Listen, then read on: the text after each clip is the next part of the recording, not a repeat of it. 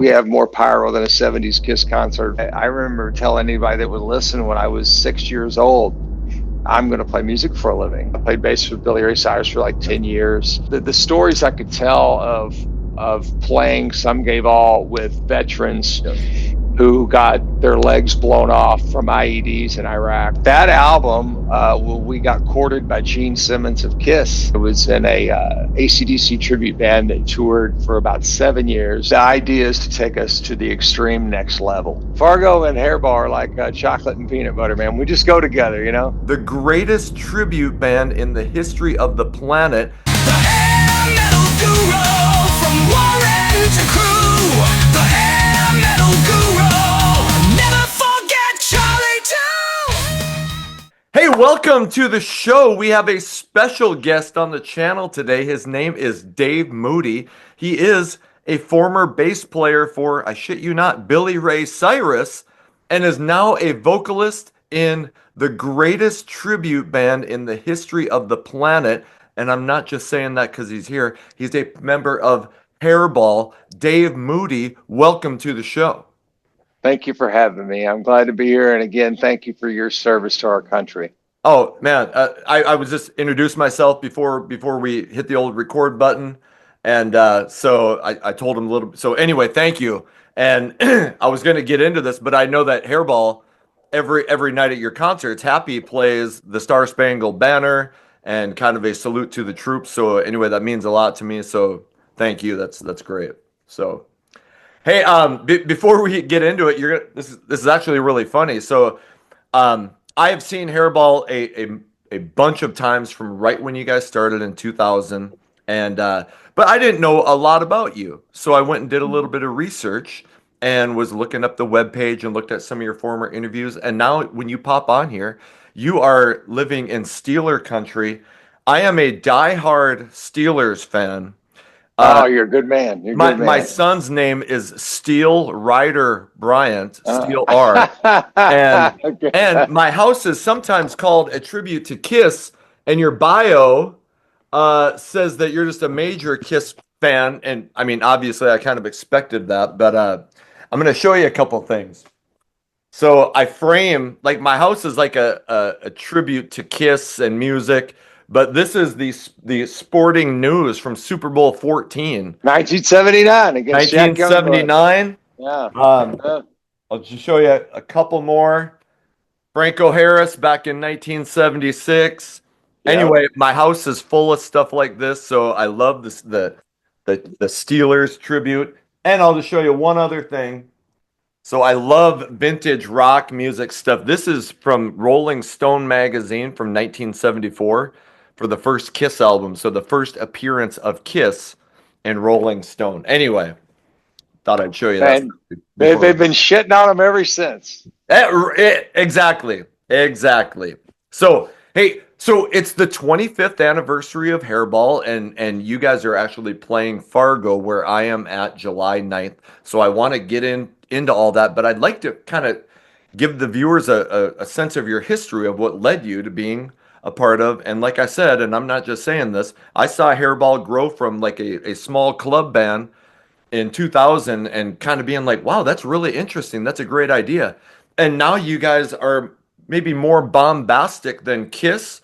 You play to thousands of people, and I mean, tons of shows every year. I mean, I don't think it's hyperbole to say that you guys are one of the biggest tribute bands in America right now. So I want to get into that. But like I've always said that if you end up a musician like you must have known at an early age that music was different for you. So like, when did you kind of realize, hey, I'm not just a fan of music, like music is something that's going to be huge in my life? Well, I was 6 years old, and my brothers and sister had ordered some albums to come to the house, and I was sitting on the porch like on a Saturday morning when the delivery man came by, and he asked me if I would take the package, take it into the house. So of course I did, and I walked inside, and like a little kid, you know, you think of a box and something in it that's Christmas, you know, so Okay. which it was. I opened up the box, and of course I'm from Kentucky, so we have a a big palette of music and things that we listen to. Especially my family is very musical, from the standpoint of, where we come from, Appalachia, Kentucky, and things of that nature. So I'm a hillbilly right and proper. So, Right. but so whenever I was thumbing through the album, of course, you had some Dolly Parton in there, some Statler Brothers, some Roy Clark, and some Buck Owens and, Johnny Cash and things of that nature. But you also had Bob Seger and Steely Dan and things of that nature. But then the one that got me was whenever I was thumbing through and it stopped me dead in my tracks was Kiss Destroyer. Yeah. And the minute I saw that album, it just jumped off of the cardboard, off the print there, and into my soul. And then I immediately took it out of the sleeve and dropped the needle on the record, and I was infected. And from that moment forward, I remember telling anybody that would listen when I was 6 years old, I'm going to play music for a living. That's what I'm going to do. And in the beginning, it was cute and it was sweet and it was nice. And then as you get older, they're kind of like, hey, you might want to go get a job. I don't know. Maybe it's time to go pay some bills, Right. But, thank God it all worked out for me. And I've been fortunate enough to do what I've done my whole life. And I'm very grateful and very thankful for all of it. So there must have been many bands that you like. What was your first? When did you first get into bands? And was there the shot at originals and trying to get the? Can you kind of go into like your band history and maybe trying to make that career that you talked about? Oh, absolutely. I didn't get into my very first band until after high school. And just like anything else, you gotta suck before you get good, and we most definitely did that. And we were just young kids with a lot of piss and vinegar, but no real true way of applying it, not knowing what to do. But as things went on, I got better and better and better, and I got more and more situations and more bands. And the more you put, effort and attitude and you just don't quit. The more luckier you get, I guess you could say. Right. So I just kept going and going and going until it finally led me here. But I've done so many things in my career. It would take 3 hours on this podcast Sure. to go through it all. But most notably, of course, I think you made mention of I played bass with Billy Ray Cyrus for like 10 years. I was in a AC/DC tribute band that toured for about 7 years, and we did remarkable business. And then as I was doing that, Hairball found me in that band, and then I joined Hairball, and now I'm in my 5th summer with Hairball. So I've done many things in music, and I'm grateful for each and every one of them. And I don't want to labor on the past, but was there any band that you felt got close, maybe recorded an album, maybe Oh got yeah, close yeah. to- Oh yeah. I'd love to hear it. There was one band called Magnetic Flux that was it got very, very close to being signed. We did a great record. It's killer. You can find it on Spotify. It's called Magnetic Flux. The name of the album is called Rock and Roll. Awesome. Aptly named.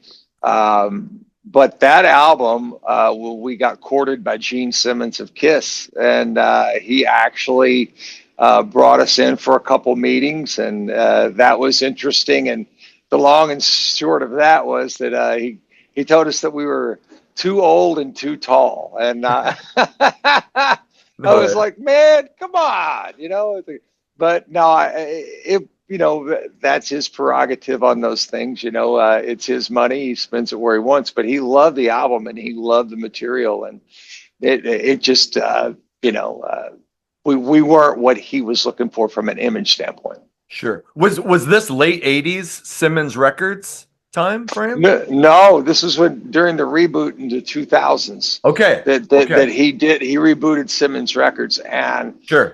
it was right around the time that they were touring with Aerosmith, Yep. on that joint headlining tour that they did, and which was just so interesting and cool because I got to meet with him twice, and he's a gentleman. I mean, Sure. Gene was very, very cool. And like I said, I hold no grudges. He was as nice as they come and told us the truth as he knew it, and that's okay, man. Hey, it's not. I don't take offense. It's like, hey, Right. thank you for the opportunity. Was it hard not to fanboy, being such a major fan of Kiss, being a part of your history, and then meeting the God of Thunder? Well, yeah, I mean, that was that. I will tell you that when he walked into the room, uh, he pulled me over to he was explaining why we were, not going to be able to do anything, and in the end, from his standpoint, musically, and he pulled me over to a mirror, and he looked in the mirror, and he said, "Dave, what do you see here?" And I said, "Well, Gene Simmons with his arm around me." He goes, "No, what do you see beside that?" And I remember saying, "It's kind of hard to get past Gene Simmons with his arm around me." And he started laughing, he was very, very cool. He was very business, but he was very cool. And I actually sent him. I had his email, and when I got the job with Billy Ray, I sent him an email telling him I got the job with Billy Ray, and he sent me back a message telling me how proud he was of me. And just a great guy. Just really, really cool. That's a fantastic story. So you Yeah. mentioned you did 10 years with Billy Ray Cyrus playing bass. So before I want to, when did you start playing bass, and when were you always a bass player slash singer, or what was your role in your previous bands? And you talked about Magnetic Flux. Well,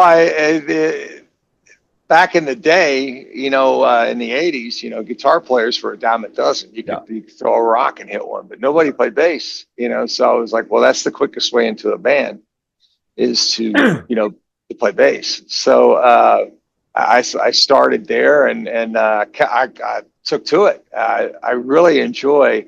I miss to this very day playing bass, and there's times when I'll just pick it up and play for a couple hours, Yeah. and but I really, really, truly enjoy that instrument, and so that really helped out when it come down to it. Yeah. But I just, it always seemed like the instrument that everybody needed in their band. Yep. So it was the logical choice to pick if you wanted to work. Sure. So how did that come about? You getting to audition for Billy Ray Cyrus and getting that role. How did that come about? I had known the family. I had known his brother very well, Okay. and it was before Billy made it, because Billy's from Kentucky too. So it was before Billy had made it, and Okay. he had lived with us. We had worked together, and he had lived in my parents' home with me for a while because he had moved from Ashland, Kentucky to Louisville, and he really didn't have a place to go. So he stayed with us for a while. Well, once his brother made it, it was just awesome and fantastic. And we continued to work at the shirt factory, and this and that and the other. And fast forward about, oh, God, 15, 18 years, something like that. And he is not only working as Billy's manager, he is Miley's manager as Sure. well. Sure. And he gives me a call out of the blue saying, "Hey, my brother needs a bass player. Would you be interested?" Oh, hell yeah. Yeah. So I learned about 60 songs, went down there, and it went famously. And man, I got the job, and it was wonderful. And for 10 years, I was on his payroll, and he's a great boss. He's a great boss, but he's a better friend, and he's a sweetheart of a man. I would go clean the man's toilets. I'm telling you, he's a great person. That's fan. So what was that time frame? When did that start to what year did it end? You said 10 years. Yeah, it was right around 2005, I guess. and it went to about 2014. Okay. I think, and then he started doing more movies and less touring and things of that nature. So things just kind of fell off, and Sure. and that's okay. It's like I tell everybody what happened when somebody asks what's happened. I go, well, he didn't take me to raise. He gave me an opportunity. So that was that. But what an opportunity, and what a incredible validation from a true country music superstar. So and he is every bit of that, for sure. Absolutely. Yeah. I mean, I was in college when that album "Some Gave All" came out, and Mm. it was. I don't think it's the guy was like one of the biggest things in the world, Easily. for a period, and he. And I I know mean, you he kind of you had got said some, labeled. He kind of got labeled. Sorry to interrupt. yeah. But man, I mean, the guy had a lot of great. And I'm not like I listened. Had like Mm-hmm. 4 of his albums. I mean, the guy had a lot of great stuff outside of just that one big hit that a lot of people tend to know. Anyway. Well, you talk about, you said earlier about your favorite part of the show when Happy does the anthem. Yep. Uh, Billy, Billy did exactly those things. And there was many times that I got to meet with Gold Star families, and I got to meet with Marines and dignitaries, and I mean, Oliver North has been on stage with us, waving the flag. Right. It's amazing. He's had the stories I could tell of playing Some Gave All with veterans Yes. who got their legs blown off from IEDs in Iraq or in Afghanistan or something of that nature. Their sacrifice is unbelievable, and for them to stand there and tell the story. And then you got to play Some Gave All, and then you're just sitting there with sunglasses Yeah. on, just crying the whole time. And it's there's nothing more American than those moments, and I'm more than proud to be a part of that history of his. That's wow. That's cool. So around 2014, Billy Ray starts, kind of getting off into movies. So what was is that when you started thinking, okay, is that when Thunderstruck, or what was your next move after that ended? It was actually, yes, it was Thunderstruck, and we were. I had a buddy give me a call and tell me about this project that he was doing, and he said, "I got this idea, and I want to know. I've heard you sing AC/DC, and you're really good at it, and I was wanting to know if you'd want to come and just check it out and see what we got, because I think we have a lot to offer somebody." Little did I know when I went in how prepared and how good they really were. Right. They had done all the groundwork. I mean, I am talking note for note accuracy and just attention to detail, and the amount of it was so good. I was like, well, I know what to do with this. I've got this. I know people. I could make a few phone calls. So I'll make believers out of this.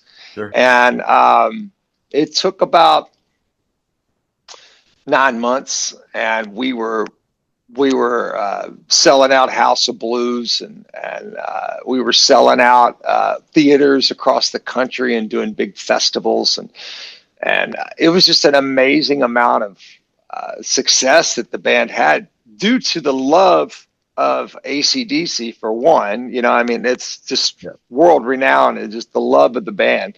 Yeah. But the attention to detail that we paid to the music and to the production and to the show, and made people feel good about coming to see a tribute band when it was done properly, and they knew that we weren't mailing it in. We weren't coming there for a paycheck. We were fans too, and it was so much fun, so gratifying, and so successful. And I miss playing a lot of those songs. I'm not going to lie to you.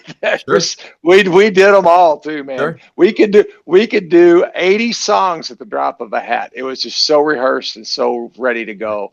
And we had cannons and a bell, and we had a Rosie and big banners. We had 8 Marshall stacks on stage, and they were all on. Every single one of them were live, 100%. We had 2 Ampeg 810s. I mean, it was just an amazing stage show, and we pulled no punches, man. I'm proud of that product. It was great. I'm 90% sure that I saw you guys, but the older I get, it's like you try to anyway. So I'm pretty sure I did, and I remember loving it. There was also a female AC/DC tribute band called Thunderstruck, I know those ladies. They're great. They're right? Oh, they great. were they were Yeah, phenomenal. they're great. Yeah, they're good friends of mine. Yeah. So how long did Thunderstruck go, and how did that? Because now I'm starting to get into where I know a little bit.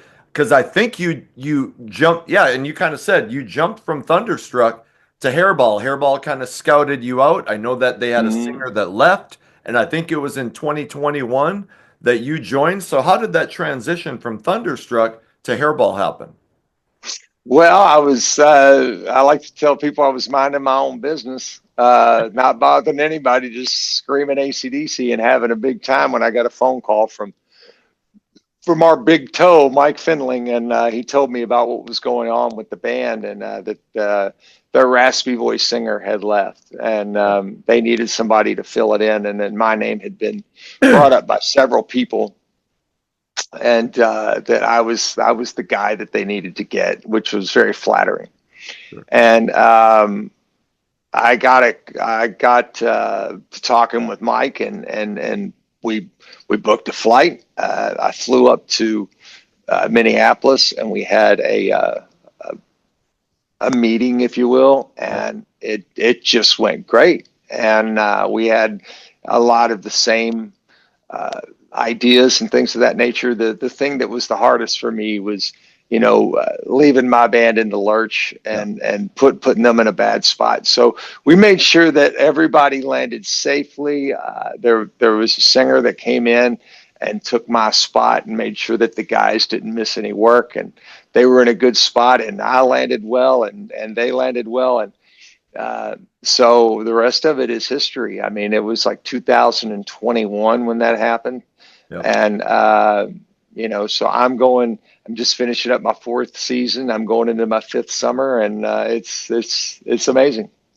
So, I don't know. I would love to shoot. I would love to hear and I know you weren't there at the beginning, but I know that at least from what I've read, Chainsaw Kane, who was from the band Slave Raider, and I'm in Fargo, and Slave Raider was formed out of Minneapolis. So Hmm. everybody around here, at least if you're into rock, knows of Chainsaw Kane and Slave Raider. But he originally started the band, and I think Happy was the. Can you kind of tell me what is your knowledge of how did this thing that has exploded nationwide, how did that start about from what you've been told of the history? It was born on a spoof. They were kind of taking the piss out of it, kind of making light of, Sure. changing lyrics and funny costumes and doing things of that nature, Yeah. which did very well in the beginning. I mean, they did well, but you can really only take it that so far. But one day they had a meeting, and they were like, maybe we should try to show the proper respect to this stuff that it deserves. And these characters are real characters. These characters worked really hard to develop these identities, and a lot of people associate a lot of their memories to these identities and these characters. So, what if we took a serious approach to it, but with a party atmosphere, Yep. and made it larger than life with authentic costuming, authentic makeup, great wigs, just everything just to the T and to the letter of what it's supposed to be to make people, suspend disbelief. And they did it. And over 25 years, we are where we are now, which is the biggest production they've ever had, of course, because we continue to add to it, and it's just amazing, the response that we get and the love that we get for this product.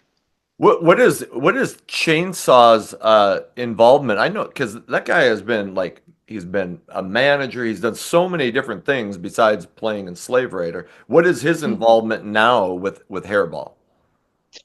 He is the owner, and he was the booking agent as well, but he just recently handed that off to a giant company that we Sure. just signed with called Pinnacle.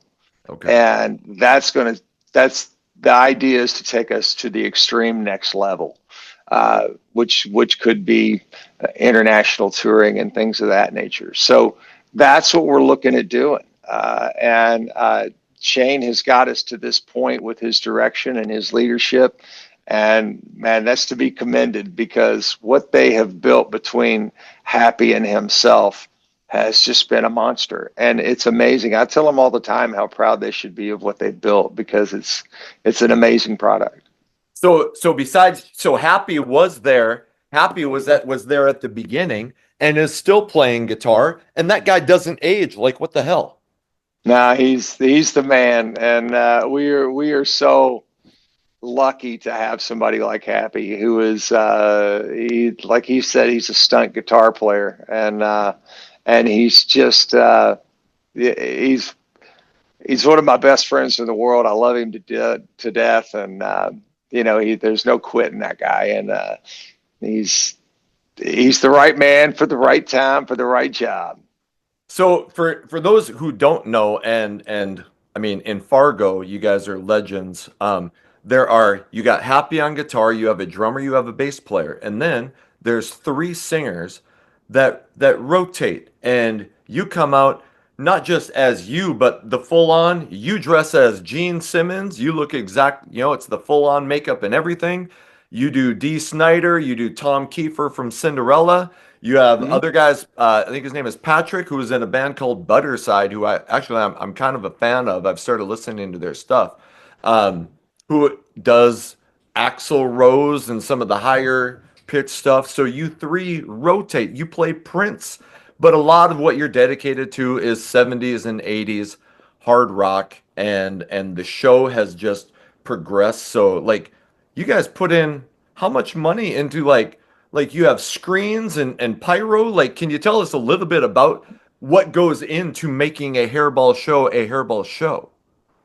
Well, I mean, as I said, every year we go out of our way to up the ante on things. And yes, we have more pyro than a '70s Kiss concert, Yeah. 5 video walls, and we have a birthday cake drum riser, and it's just so over the top. Everything to assault your eyes, your ears, and just make you just sticky, broken, confused. I mean, it's just this whole guilty pleasure overload, and everything is just a yes answer. There's no negativity in the room. It's all just a positive energy experience. In this world that we live in, the world needs Hairball. The world needs Hairball, and I'm glad to be a part of the preachers that preach to the congregation, man. Because it's awesome. I mean, to look out and see how much joy and happiness we bring to people, and for 2 hours and change, we take people away from their problems, and they just focus on the moment, and it is so cool. It's just the coolest thing ever. We're very fortunate. So I know that you do Dee Snider, Kevin DuBrow, Tom Kiefer from Cinderella, Brian Johnson, and Alice Cooper. Is there anybody else, or who else do you portray in a hairball concert? I do Blackie Lawless from time to time. I do Lemmy Kilmister. I do who else do I got? Quiet Riot, Yes, that's right. uh, Yep. and Tom Kiefer. So it's about 8 or 9 characters. Sure. And so how does because that can't be a quick change to go from Mhm. Gene Simmons in makeup. How is that done? So I mean, there's got to be a crew backstage that is ready to anyway. Can you how does that happen? These quick changes for you to play, and here's my dog Charlie. Sorry, Hi, she wants to Charlie. get in on the No, it's video, okay. so she's right here. But anyway, That's okay. so Yeah, the changes. There is no crew back there. It's just us. It's just three okay, singers, and we're back there, and we're just working hard, man. We know what we're doing. sure, We've refined it and refined it and refined it and sharpened our sword. You know, so we're good to go. I don't know who has it the roughest. From a makeup standpoint, it would probably be me yeah, because I do in one night. I'll do Gene, D, and Alice in one night, yes, like a back to back to yeah, back, and yeah, those are hard costumes to get in and out of, and so you got to be ready. You just have to have everything laid out. sure, It's kind of like your work day when you come into work. Let's say you work at a in a factory, and you got to have everything ready to go, all your nuts and bolts ready to go to put sure, on that car. They got to be set out. They got to be ready to go. You can't be looking for stuff. So everything's laid out perfectly. You make sure that you have everything at your disposal, and because you can't make mistakes, you can't screw up. You got to be ready because they will start without you. They will yeah, go. They will go. yeah, It's not gonna not happen. This show does this. All yeah, gas, no brakes, as Happy says. right. So it's let's get as much as we can done, and so you got to be ready. So in general, you come out as a character. You play. Is it at max two or maybe three songs a character before you go off and somebody else comes on, or how does that work with the three of you rotating? How many Mhm. songs do you do, and maybe how many complete songs are in a general hairball show? You just nailed it. It was 2 to 3 at any given time or for any given character. So you never know. Sometimes it's two, sometimes it's three, Yeah. depending on how they put the set list together. So, but yeah, you nailed it. That Okay. was it. And how many shows a year are you guys playing now? Because it seems like a lot. I was looking at your tour schedule. There's a lot of shows on your tour schedule.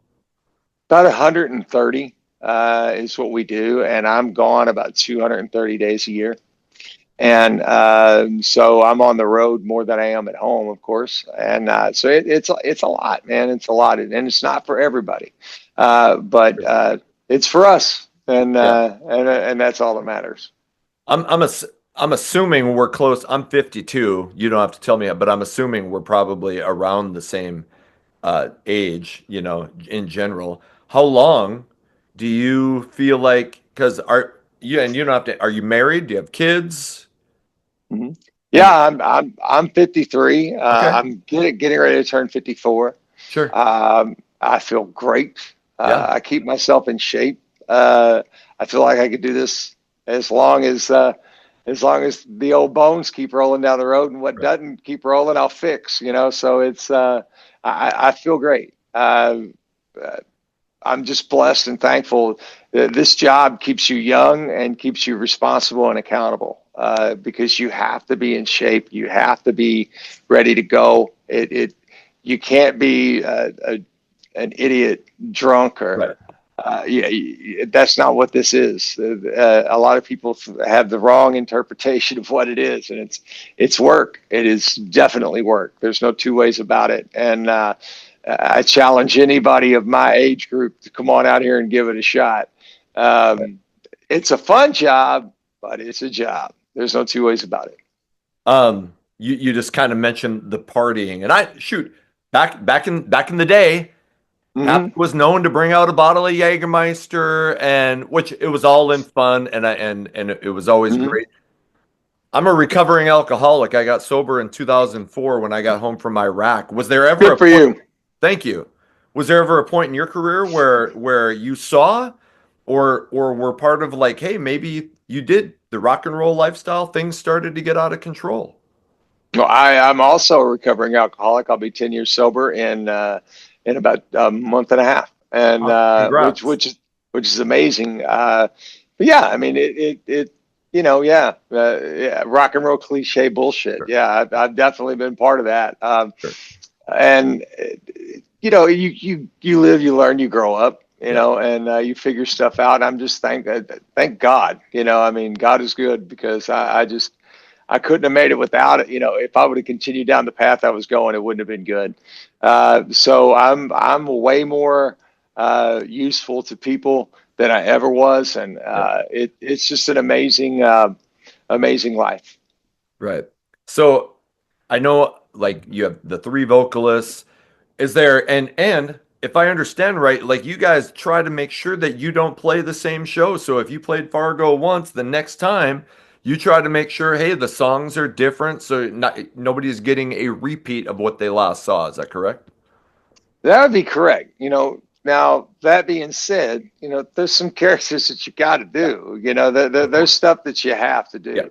So you're going to see some of the same characters, but what we do is we save the set list, and we look at it and we go, you know what? Instead of doing Kevin DuBrow tonight, let's do Tom Kiefer tonight. Instead of doing White Snake tonight, let's do Prince. Instead of doing, you know, so we'll pepper it with new characters. Yeah. Yeah. And that keeps it fresh. Okay. Okay. Um, is there any artist that you, and I get that you have to do, you know, it's all a team game, but if you had your way and you said, hey, you know what, for a couple nights here, I would love to add this band, even obscure bands. Are there any artists that you're like, man, this would be fun to play at a Hairball show? Yeah, I mean, to me, we all have those. Yeah. Yeah, I mean, we all have those bands that we're like, man, that would be so cool to do. Like Slayer would be great for me. I would love that. I would love to do the Ramones. I would love to do, you know, I'd love to do more Motorhead. I'd love to do more Wasp. I'd love to do Accept. I'd love to do, you know, things of that nature, things that are in my vocal Right. range. Um, you know, some Kicks, Oh, you know, things like that. You know, stuff that's in my wheelhouse. I mean, but that being said, uh, that's not what we're here to sure. do. Of course. It's like if Big Mac or if McDonald's stopped serving Big Macs because Yeah. they got tired of Big Macs. You know, it's that you no, you want a Big Mac. So Right. when you come to Hairball, you're gonna get a Big Mac with extra tartar sauce. You know what I'm saying? There you go. But let me say, as a huge Kicks fan, I think Kicks would go over pretty well. Songs like Cold Blood or Blow My Oh Fuse. yeah, Anyway, oh yeah, just yeah. sort They of. would. So I know you guys are playing the Red River Valley Fair July 9th here in Fargo, where I'm at, and for somebody who hasn't been to a Hairball show, can you just give me the really quick, hey, here's what you're gonna see when you come see Hairball in July in Fargo. Well, we've pretty much covered it Yep. as far as it goes, but it bears worth saying again. You know, I mean, we spared no expense. We have literally 5 video walls up there. We have more pyro than a '70s Kiss concert. We played the biggest hits and the greatest choruses in the history of rock and roll to the funnest decades ever in the history of rock and roll, and it just is such a good time. You cannot not come to our show and have a good time. One, we're not going to allow it. Two, I defy you to try. It's impossible. The show is so much fun. It moves so quickly. There's so much coming at you. The costumes are great. The performances are great. The band is insanely good. Yeah. From Happy to Billy Thomas on drums and HBK on bass, and then you got Chris Vox singing, and then Patrick Stone, and yours truly, and then our crew is second to none. I mean, it is a real deal. I tell people it's like the Trans-Siberian Orchestra of cover bands. It's this huge production, huge light package, huge hits, and it serves everybody. Awesome. So, I realize we're getting close. Has there ever been a time where you're like, obviously and you portray gratefulness for where you are. That's obvious. Have you ever been like, man, I wish it would have happened with one of my original bands, a band that I created? Or have you completely been like, hey, it's okay, it didn't work out. I'm still working in music. I I don't see how I can complain about shit. I'm not, I'm not here to complain about any of Right. it. I'm so thankful and grateful for all of it. Even the shows where there was one drunk guy behind a pool table, at least he was watching me.